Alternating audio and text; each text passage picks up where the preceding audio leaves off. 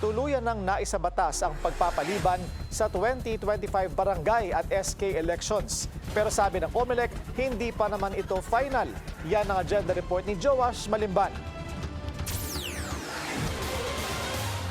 Mukha naman po pagka na-reset, wala nang justification kadahilanan ng COMELEC na magsabing hindi kami handa. So maganda lang po, bigyan na lang natin ng mga 8 to 8.5 ang aming pong kahandaan para gawin po ang halalan, whether it's December 1 or kahit pa ito ay ma-reset, lalo na sa susunod na taon. Sa matuloy o ma-reset ang barangay at sangguniang kabataan elections, almost 90% prepared na raw ang COMELEC para rito.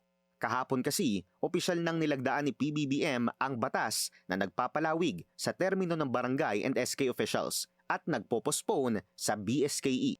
Ayon sa panukalang batas, move to November 2, 2026 ang halalan mula sa dapat ay December 2025.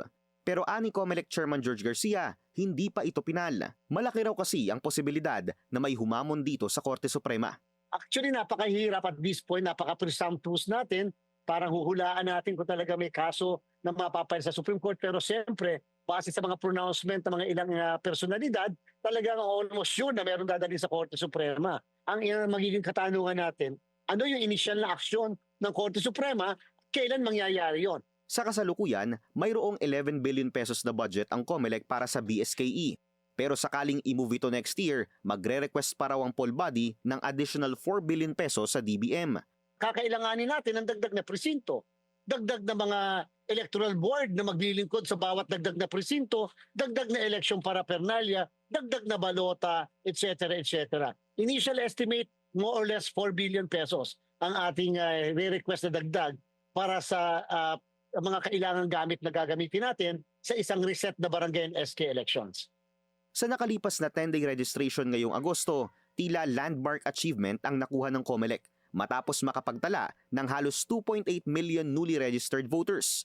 At inaasahang madaragdagan pa ito sa muling pagbubukas ng registration sa Oktubre. Tuloy-tuloy na rin daw ang procurement process para sa mga kagamitang kinakailangan para sa halalan, tulad ng mga makina, indelible ink, pens at mga ipiprint na balota. Samantala, kasado na rin simula ngayong araw ang official campaign period para sa Bangsamoro parliamentary elections. Ibig sabihin, hanggang October 28, ipatutupad na ang gun ban. Ipagbabawal din ang pagkakaroon ng bodyguards ng mga kandidato unless authorized ng poll body. Pati na rin ang pag-oorganisa ng personal na reaction forces ng isang grupo o individual. Para sa agenda, Joash Malimban, Billionaire News Channel.